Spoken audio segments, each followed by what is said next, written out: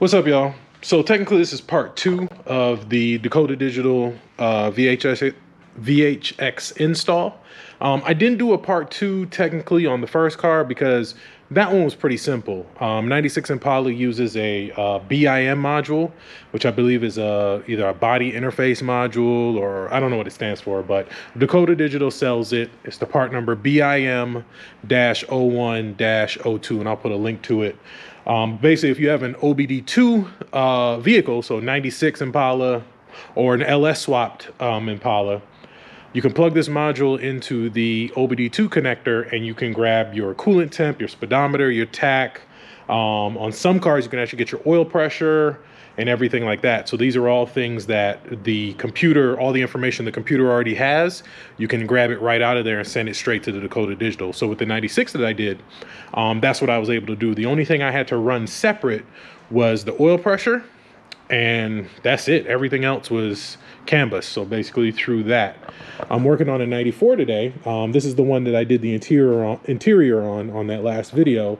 And after I posted the Dakota Digital on my Instagram, this customer, he already had his car. He was like, I got one coming your way because I want that. That's dope. So I was like, okay.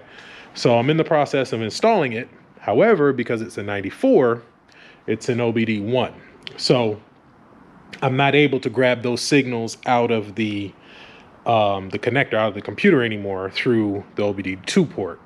So I kind of already knew what I had to do, but I contacted the guys at Dakota Digital. And by the way, out of all the companies that I've worked with, and all the different car stuff I've done, it has been the easiest. They've been the easiest to deal with.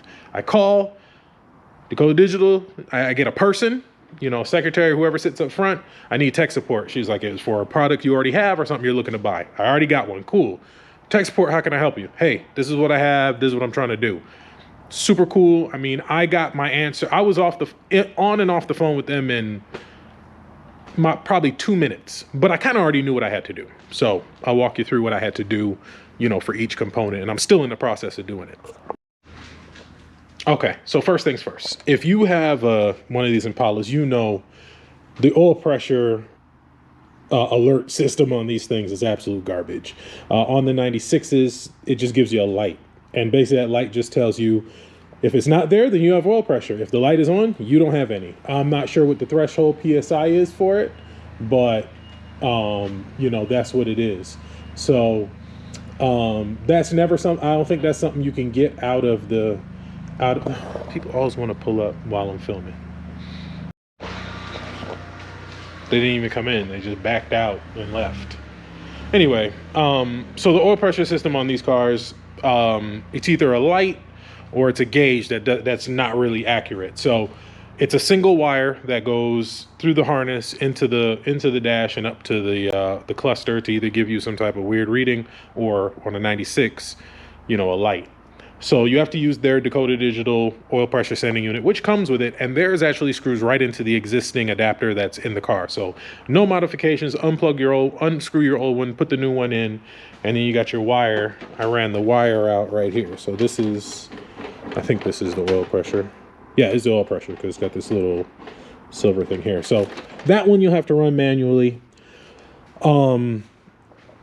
So same situation with this car that I had on the 96 is these guys both have the same exact headers. So what happens is if you try to use the Dakota Digital coolant temp sensor with these headers, there's not enough room. Hold on, let me get a light so I can show you what I'm talking about. Because it was ironic that they both had freaking the same header. So when I was trying to do that 96, I ran into the same problem trying to hook the Dakota Digital coolant temp sensor in to the gauge portion on the side of the head. So with the LT1, you have your coolant temp sensor on the water pump that feeds the computer, and then that sensor right there feeds your gauge. That one right down in there. But you see, there isn't much room between that the header pipe and the wire. So that's probably why it wasn't plugged in. They probably unplugged it when they installed these headers and never plugged them back in, because he had said he didn't have a signal for the coolant temp. So that's to be expected. Same problem with Dakota Digital. It's the plug, the actual pigtail for the plug is really, really thick. So I'll show you what I did. Little ingenuity. So this is what we did. We got a 3/8 pipe fitting to a 3/8 male to male. So that goes into the water pump and it has a male end. Then we got a 3/8. Ooh, almost lost the light. Then I got a 3/8 T, all female, screwed that into that. We got the factory coolant temp sensor here that feeds the computer.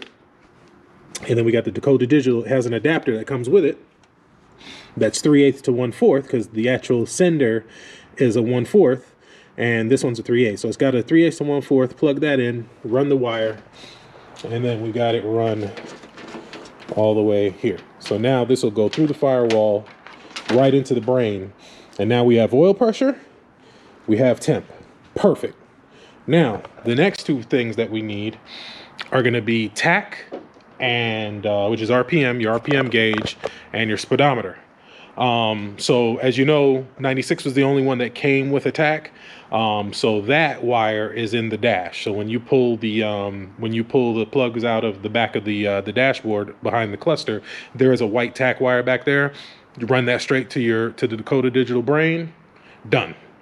Since these cars didn't have it in the dash, you have to grab it from the computer. And there is, luckily, on the 94s and 95s, there is a pin that you can grab the Tach signal from the computer to white wire. I have to look at my phone and see. Actually, where's my phone? I'll tell you which one it is. We'll make this easy. I believe it's on the red connector. I had it pulled up. Let's see. I believe it's on the red connector. Here we go. So it's on the red connector. There it is. Good old lt1swap.com. So it's going to be pin 13. It's a white wire, engine speed output signal Tach. Boom. So I'm going to have to go pull these plugs out, find that wire, tap into it. I'm just going to put an alligator clip and a little connector and then run it back through and connect it with that. That will give us the RPM gauge on the dash. Easy enough. So now we need speedometer. Speedometer, which is your vehicle speed sensor, you're going to need the output. And what that's going to be on your PCM connector 2, the black one. And that's going to be this one here, number 8, dark green with a white stripe, VSS output, 4,000 pulses per mile. And then same thing, we'll tap into that wire, and then we'll have your speedometer Tach signal wire coming out.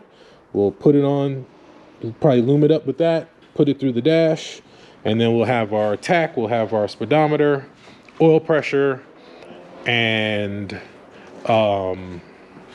what's the other one? Coolant temp. So that's why I wanted to make this video in addition to the other one, because the 96 is a lot easier because you can grab everything, like I said, through that thing.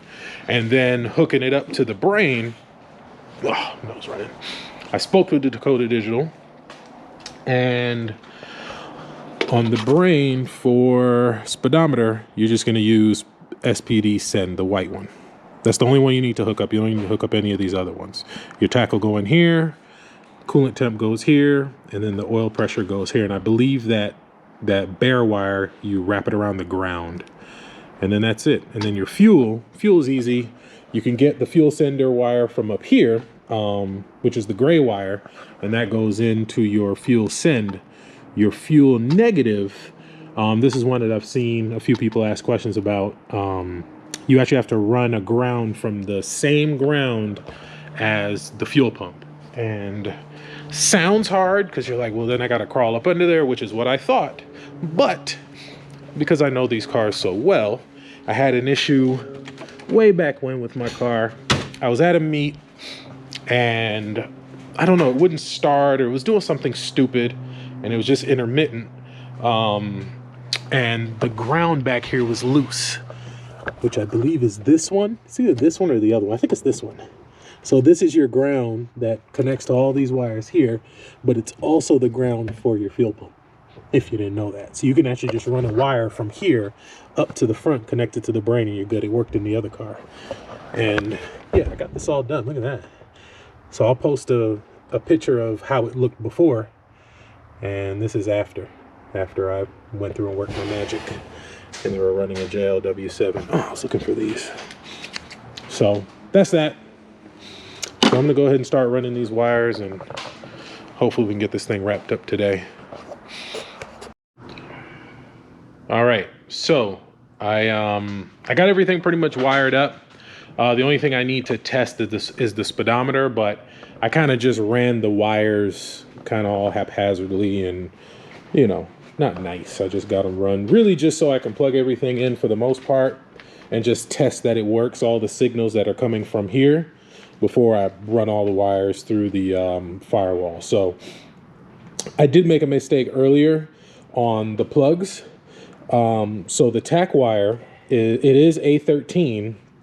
In the 94, there's no wire there. So I got a whole bunch of harnesses over there, and I just took one of the pins out of it and pushed it through A13 on the red connector, and the Tach works. The VSS signal I got off the black connector, and it's a green, I think it's pin number 8, and it's a dark green and white wire, and I just did a little connection on there, and I'll loom this, make it real pretty. But this is the Tach, and this is the speedometer. I don't know if they work yet. Haven't got there that far yet. The Tach works, but I haven't driven the car yet, so I don't know about the speedometer. I got the coolant temps hooked up. The oil pressure works. I kind of did this to just test the fuel pump. So as you can see, got it hooked up to the same ground, and then I just ran this pink wire, hooked it up to the negative on the brain, and then the positive comes out of the existing cluster wire in. When I did the first one, I was just telling Harry, when I did the first one and I got the fuel pump working, the fuel gauge working, I honestly didn't know how much gas was in the car. So when the gauge was telling me how much gas is in there, I was like, yeah, okay, yeah, that's how much is in there. I had no idea. But I did the settings and did everything the same on this one than I did on the other one. But what I did before I pulled the old cluster out, I took a picture of it. So I knew the mileage and I knew how much gas was in it. So I compared the picture with what the new Dakota Digital is saying, and it's spot on. So I know the fuel is right. If you're doing this and you're watching this because you're doing it and you're lost, this is the paper they give you. The 96 Impalas, 94 through 96 is going to be GM 90, 0 through 90 ohms. So which means your fuel sending unit will be at 0 ohms at empty, and at full, 90 ohms is the max. So it lets you, that. So GM 90 is the setting for this one. And then I guess these other ones will tell you for whatever car, you're doing or whatever. So what I'm going to do now, I still got to hook up the turn signals, the high beams, the cruise control, all that stuff. I haven't done any of that yet. I really just wanted to get the engine stuff working, because that stuff is easy. It's just running it from the cluster straight to the box. So that's good to go. It works. I'll show you. I just turned it on. I thought this one was red, but it's not. It's white. So see, we got fuel, we got oil pressure, we got Tach, temp. I'm waiting to see. I got to hook everything back up for the temp, and we got voltage. So it works. I kind of like this one though, because I wanted the red one in my car, but I have this same one because he ordered 2 for me. So I'm pretty sure this is how it'll look. Same thing. But it looks cool. It looks really clean and classy. I dig it. So so this will be done tonight, hopefully, if I don't get too cold. I'm gonna clean all this up, run the wires through the firewall, loom it, get it all nice and looking good, and then we'll get it installed and hide this wire and clean it all up. We'll get all the sound system stuff, the radio, everything put back together, and as long as all that's good, if I can get it all finished up tonight, I'll drive it tomorrow. Just make sure everything is good. I mean, we did the suspension stuff. I need to soften up the rear. It's a little hard, but that's easy. And then we did upgraded the battery. It had a red top Optima in it. I had put a yellow top in there temporarily, and then we upgraded to this excess power. had to get the adapter. They sell an adapter to turn it into side post, and then I'll run the audio straight to the top post here, and that'll be done. So yeah, so that's how we do it on a 95, which is cool. Again, the 96 is my first time even doing a Dakota Digital, and now this is my first time doing one on a non-OBD2 car. So as long as the temperature works good, which I think it should, because I have the T this way instead of up and down, so it doesn't create an air pocket. So I think that should work. And I'll loom this as well. Just clean it up, make it look like it's supposed to be there. And I think we should be good, and then we can get rid of this thing. And then I know you guys remember this car. This is the 96 I did the 5.3 and the 4L60 in. And the customer was having some issues with it popping the exhaust, and it was running a little rough and stuff. So I told him bring it back and we'll check it out. So me and Harry's been fighting with it all day. Popping out the exhaust. So I assumed injector, but as we dug a little deeper, we changed injectors, we changed plugs, we swapped around coils, did all kinds of stuff. And through HP tuners, I keep getting a misfire in the number 8 cylinder. So there's some wires had got pinched back there. So what Harry's doing, he's pulling the harness off, and we're going to just take a look at the harness. And this is a reason why I use the company I use. If you remember, I said this harness was built by a company I don't normally use. I'm not gonna say their names, but I don't normally use them. The only reason I use them was because at the time they told me they can get me the harness in like 3 weeks. It ended up taking 2 months, the same amount of time that Current does, but I've never had an issue with the Current harness, ever. Not one, not a small issue, not a big issue, no issues with the Current harness. This one's giving me problems. So we're pulling the harness off, and we're gonna tear into it and just see what's going on, because it's you know, it's just not making any sense. So we had some loose grounds and some other random stuff going on, but hopefully we can. It had those. What kind of spark plugs it have in it? Had NGKs. Okay, I admit that was my fault. That was my fault. I put NGKs in it, and they were all black. Yeah. Misfired. I threw them away already. I think oh. One over there, maybe. Yeah, Harry doesn't like NGKs, so we put some AC Delcos in it. Didn't really make a difference, so there's some other issue going on, but we'll get to the bottom of it. It's not a big deal. It's an LS, so they're usually pretty easy to deal with. But NGKs are great on foreign stuff. They're just not good on American stuff. And what do we like? We like American stuff. And we got shout out Sean. I'm surprised he didn't show up today, but we got your motor and trans in. I got the drive shaft is off at the drive shaft place, getting shortened, and the 4L80 yoke is going on it. I got fuel system pretty much wrapped up. Got the regulator installed. The lines are run to the pump. So I just need to run this one line up to the engine. And once that's done, once I get the drive shaft back, then we'll put the cross member in. We'll get the headers put in. I'll make the oil cooler lines. We'll get the torque converter mounted. And we'll get this thing pretty much wrapped up. It'll go to exhaust first, and then once the exhaust is done, it'll go to dyno tune. So should be fun. So we're getting some stuff done. Once this one's done, building this 6.0 here, I was just painting it.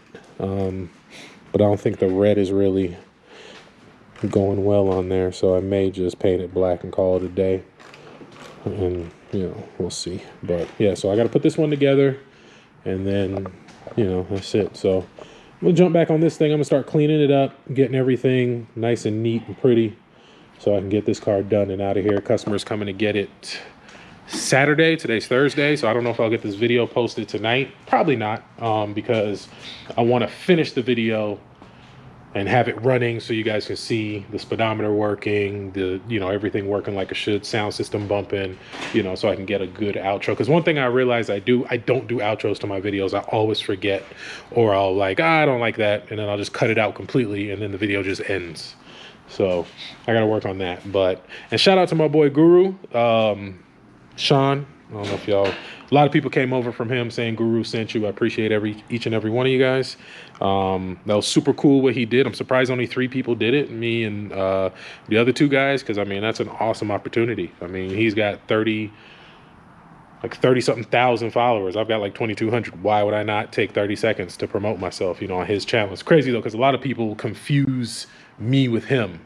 They always hit me up like, yeah, man, I saw that Firebird you got. And I'm like, I don't have a Firebird. So, you know, that's not me. So, you know, if you're coming over from Guru's channel, like he said, I am the B-Body Man. I am known in Atlanta and pretty much across Ink Nation as the guy who fixes these Impalas.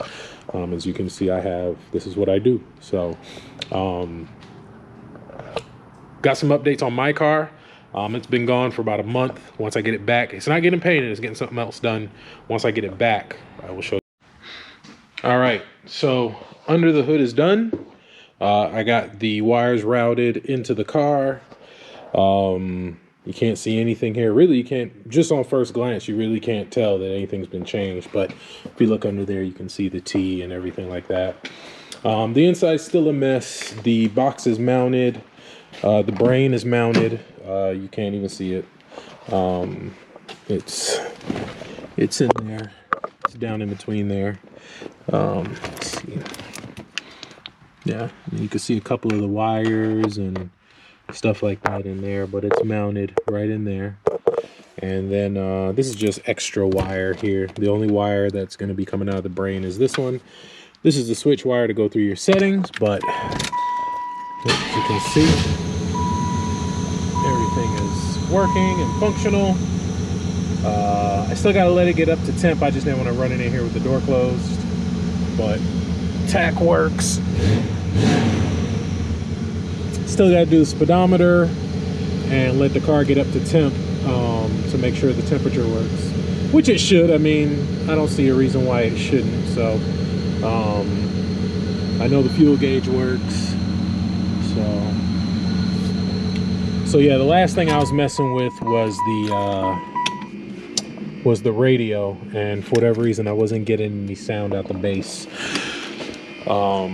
Highs came on fine, everything worked like it should, but no sub. So I swapped the RCAs.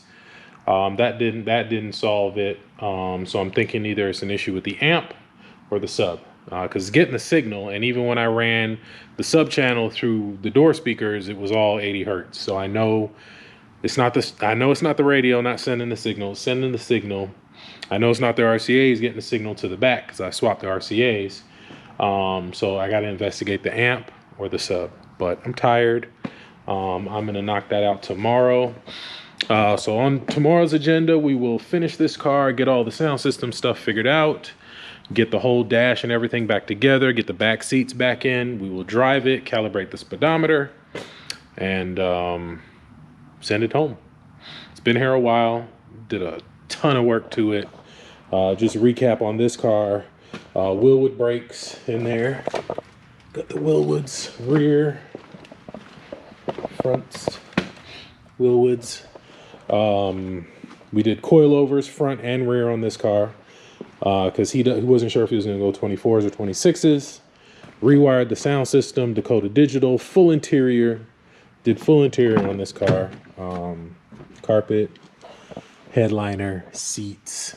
Redid all the doors and everything, the dash and everything like that. So ton of work done to this car. But this video is really just about the Dakota Digital doing it in an OBD1 car and what to do. So not going to end the video here. I'm just doing like a little recap because I'm about to leave for the night. And just in case I don't feel like filming tomorrow, then I'll end it here and I'll let you know what happens later. But hopefully tomorrow I'll come in, get everything wrapped up, and then I'll show you guys the final result after the test drive and everything like that. And actually set the odometer too to the actual mileage of the car. So that was cool. I didn't do that on the other one.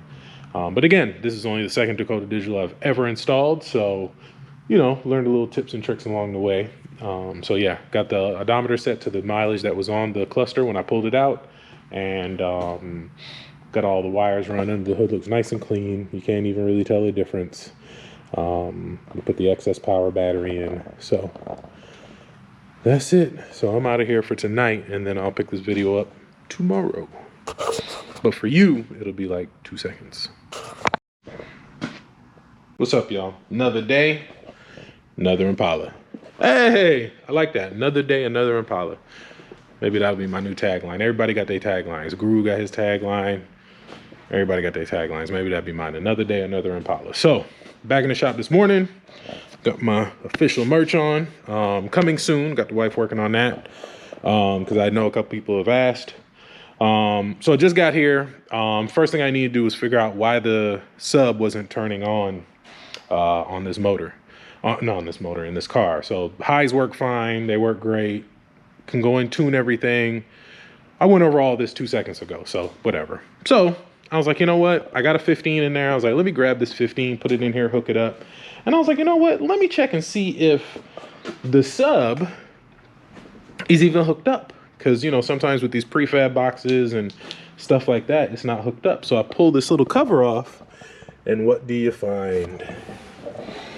Well, geez, that's why the sub wasn't working. Wasn't plugged in. It'd be the simplest stuff, guys. It'd be the simplest stuff, I tell you. It's never anything complicated. I mean, very rarely is it something complicated. It's always something stupid. So I just wanted to show that before I fixed it. So I'm about to fix it, turn it on, and see if the sub works. If it works, we're done. This is it. I just got to put everything back together, put the seats in, put the dash back together, get the screen mounted. I'm going to soften up the shocks a little bit so it'll ride not as stiff. And then I'm going to take it for a ride. I may actually drive it home so I can put it on the freeway and really give it a good drive, because the gentleman who owns this car, he lives probably about 4 hours away, and he drove it here to drop it off, and I'm pretty sure he's going to drive it back home. So I want to make sure before he gets on the freeway with it and something crazy happens that I get on the freeway with it, put some miles on it, make sure everything's working on the speedometer and the cluster, and the shocks feel good, because we did coilovers on the front and the rear, and I haven't really driven this car. I drove it to the exhaust. No, I drove it to the alignment shop and back, and that was maybe 4 miles, if that. You know, it's just straight shot down here and back. So I want to take it for a good drive. I plan on having a short day today. I'm here by myself. Harry's not here today because really I try to, you know, guys, you know, having a shop, I don't know if anybody watching has a shop or, you know, is in business for themselves. It's really, really hard to get caught up in your business and in your work and forget about the people at home. So, you know, when I first got my shop, I was here from 10 in the morning to 2, 3 in the morning, just working, you know, and, you know, I was by myself. I had to do all the cars. I had 8, 9 cars. It was just me working on them. I didn't have Harry yet. And I mean, it was 3, 4 days in a row. I wasn't coming home till 3, 4 in the morning, you know, and finally my wife had enough. So at least one day a week, I try to get home early, you know, right when the kids get out of school. They get out of school around 3:30. So I try to get home around 4.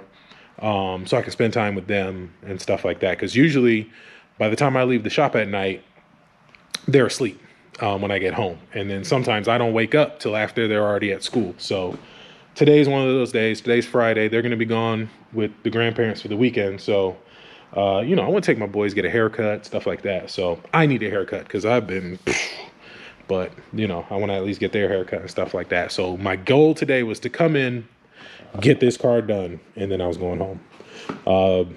The 96 will I'll save that for another video. But so let me hook up this sub, turn everything on, make sure it's working, and then put it back together, and she's gonna be out of here tomorrow. You know, it's so satisfying when people come get their cars. We are done. So got everything wrapped up. There was some clanking out the rear. I fixed it. I had to use the ramps and go old school because I got a car on the lift, but I fixed it. It was the heat shield that separates the gas tank from the exhaust. So got that squared away. Every time I hit a bump, it would make a noise. Check engine light coming on. I remembered what it was for. If you look earlier in the video when I had started the car up, I didn't have the intake on it, so the mass airflow sensor wasn't plugged in. And then it was throwing a code for the air pump. Now, normally on these 94s, it doesn't do that. But I realized what happened. There was no relay in there, and it was giving me error for the circuit. So what's happening is the computer is realizing there's a broken circuit. So when I put it in, the air pump came on. It was making a crazy noise. So I just unplugged it. And so far, the check engine light hasn't come back on. The pump's not making a crazy noise and the relay's in. So I think that fixed it. So I'll give you guys a peek of everything all finished up. Let me try to do this like my boy, what's his name? Rob something. He's in Louisiana. He's crazy with the camera work. Coming in like this. We're going out. Coming in. Boom. But nah, I'm just fucking with y'all. So got the Dakota Digital all programmed and in there. Like I mentioned, I took a picture of the old cluster so I can get the mileage and the amount of fuel that's in the car. So all that's accurate. Temperature is right. I checked it with the temperature gun. Volts is right. Check that. Oil pressure, there's no way to check that unless I had a manual gauge, but it's about right. But yeah, everything works. Everything works like it should, even the dimmer. Look at that. So yeah. So everything's done. Radio works, sound system works. I tuned it. So everything's good to go. So customer will be picking this car up tomorrow. And that's it for me. I'm going home, try to spend some time with the kids. And I'll catch y'all in the next one. Again, if there's any videos y'all want to see, any products you haven't, you got that you want installed, or you need, guidance on installing it, drop a comment. And I'm pretty sure I have a car here that needs one or something like that. I'm trying to get somebody to do the torque head kit. My boy Chris Blackburn said he'll do it, so I need to hit him up, see if he's still gonna do it, because I want to put a torque head on somebody. But nah, Chris, you need an LS swap. We're not putting a torque head on a 300,000 mile motor. You need an LS swap. So somebody with a low mile 96, low mile 95, or low mile 94, I don't care, hit me up. Let's put a torque head kit on your car, and I'll work you a great deal, for doing it and let me film it. Actually, my boy, the SD4's 24's car, Anthony, I'm supposed to put one on his car, but we building a whole motor for that and everything like that, so that's gonna be nice. So yeah, but I'll catch y'all later in the next video. I appreciate all the comments, subscriptions, likes. Shout out to everybody that came over from LS Swap Guru. That was super cool what he did, and I definitely appreciate it. So I'll catch y'all in the next one.